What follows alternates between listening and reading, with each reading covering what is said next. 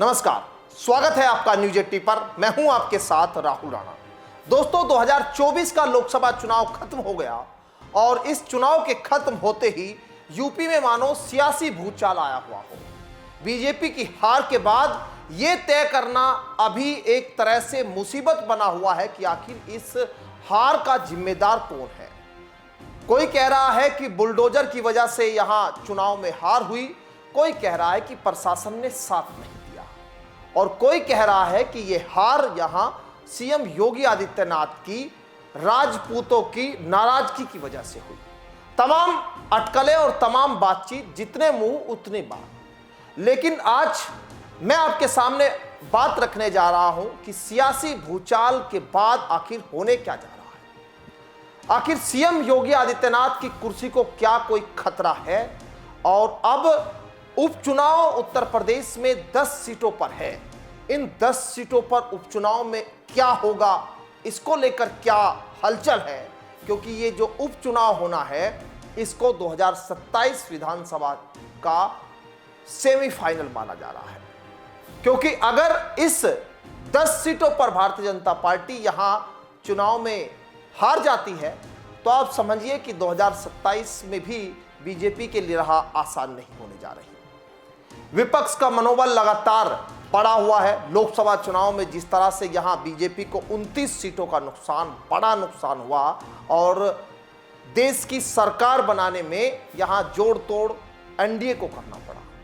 BJP को यहां अब इस बार एनडीए के गठबंधन से सरकार बनानी पड़ी, क्योंकि ये तजुर्बा जो है वो मोदी सरकार के पास नहीं था। उन्होंने अब तक जो है पूर्ण बहुमत की सरकार चलाई। लेकिन जो बड़ा सवाल उपचुनाव में आखिर किस तरह से तालमेल हो और आखिर इस सियासी लड़ाई के बीच किसके सर हार का ठीकरा फोड़ा जाए। दो खेमे यहां बने हुए हैं, एक खेमा केंद्रीय नेतृत्व और एक खेमा यहां योगी आदित्यनाथ। केंद्रीय नेतृत्व मतलब अमित शाह का एक गुट और दूसरा गुट जो है योगी आदित्यनाथ का। अब इन दोनों गुटों के बीच इस बात को लेकर यहां है कि अब हार किसकी वजह से हुई, क्योंकि मोदी के नाम पर जो चुनाव हुए उनमें जो जीत मिली उसमें यहां मोदी ने वाहवाही लूटी। लेकिन यहां अब जो हार हुई है वो हार का जिम्मेदार किसको इस हार का बकरा बनाया जाए, वो तलाशने की कोशिश यहां हो रही है।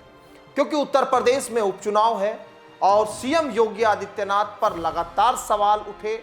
ये कहा गया कि सीएम योगी आदित्यनाथ के क्षेत्र में बीजेपी को बड़ा नुकसान इसलिए हुआ क्योंकि यहां सीएम योगी आदित्यनाथ और केंद्रीय नेतृत्व गुट के बीच में आपसी तालमेल खराब थे। प्रशासन ने यहां साथ नहीं दिया।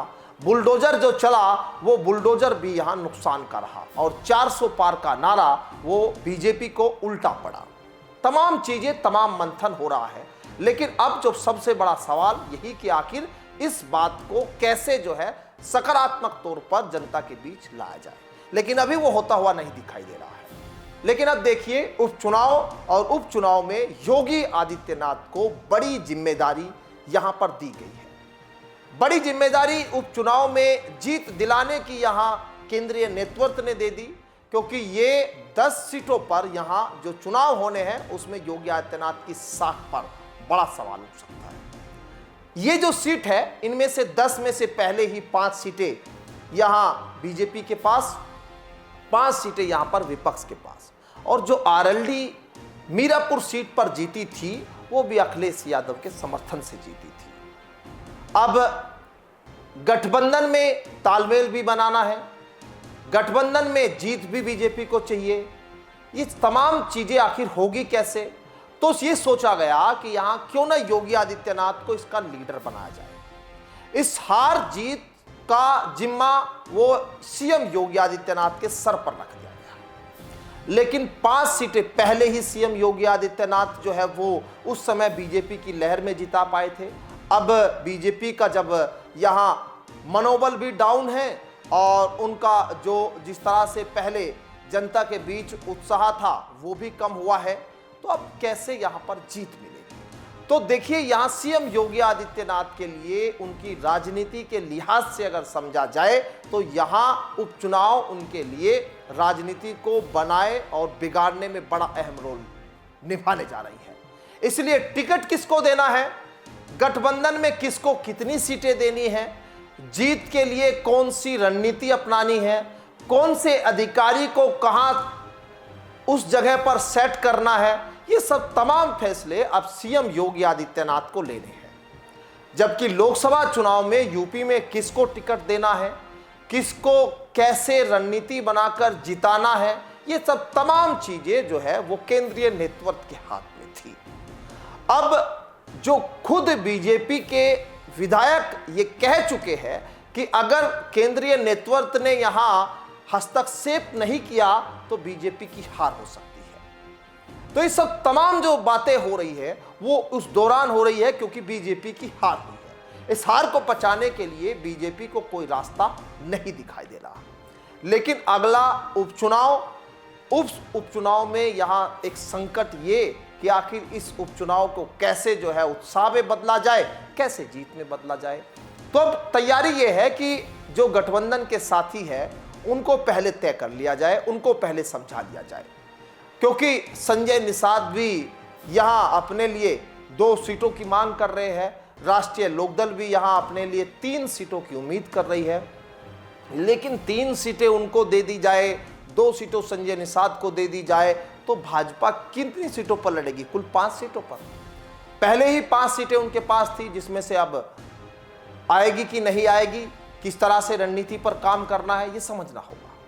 तो अब ये माना जा रहा है, जो भारतीय जनता पार्टी के सूत्र बता रहे हैं कि राष्ट्रीय लोकदल को 1 सीट देने की यहां तैयारी भारतीय जनता पार्टी की है और संजय निषाद को भी 1 सीट यहां उनकी पार्टी को दी जाएगी। बची हुई 8 सीट, उन 8 सीटों पर भारतीय जनता पार्टी चुनाव लड़ेगी और इन 8 सीटों पर भारतीय जनता पार्टी सीएम योगी आदित्यनाथ की सहमति से उनकी पसंद के यहां विधायक होंगे। इन विधायकों का जो भी पैमाना होगा वो सीएम योगी आदित्यनाथ तय करेंगे और इसी बात से डिप्टी सीएम दोनों जो है वो कहीं ना कहीं परेशान है। वो ये कह रहे हैं कि सबसे बड़ा संगठन होता है सरकार से बड़ा संगठन, और संगठन में अगर कार्यकर्ता का सम्मान नहीं तो उसका कोई मोल नहीं।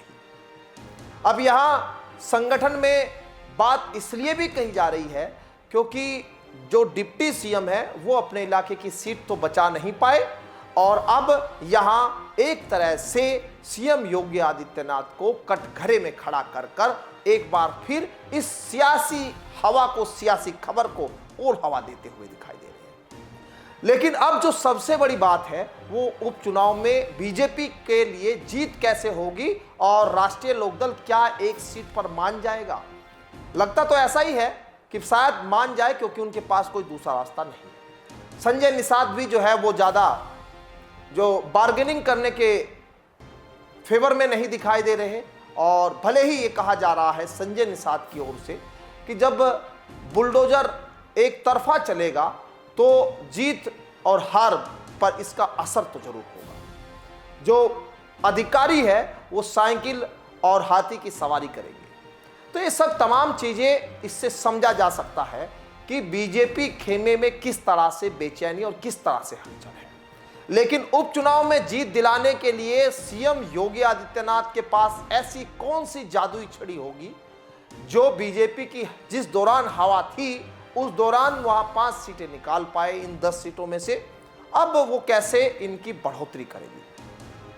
तो कहीं ना कहीं बड़े सवाल अब धीरे धीरे अब खड़े हो रहे हैं और इस बात की अब ये कहा जा रहा है कि अखिलेश यादव अब इंडिया गठबंधन यानी कांग्रेस मिलकर कहीं ना कहीं बीजेपी पर भारी पड़ते हुए दिखाई दे रहे हैं। अब सीएम योगी आदित्यनाथ की रणनीति और किस तरह से यहां पर वो अपनी राजनीतिक वर्चस्व को बनाएंगे।